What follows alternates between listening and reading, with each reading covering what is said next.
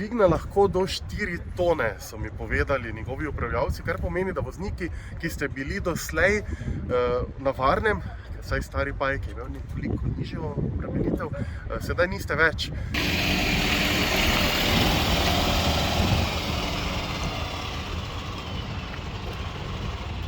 Nova Marpromova pridobitev je specialno vozilo za odvoz napačno parkiranih in zapuščenih vozil, ki so ga začeli uporabljati v mesecu marcu in je nadomestilo 26 let starega iztrošenega predhodnika, ki se je precej pogosto kvaril.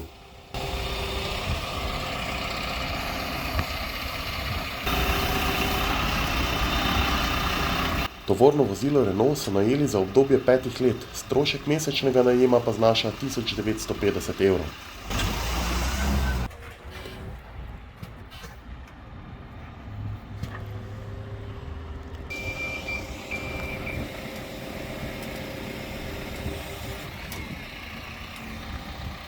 Dodatno izobraževanje ekip za delo z novim Pajkom ni bilo potrebno, saj je način odvoza tehnično enak kot pri starem.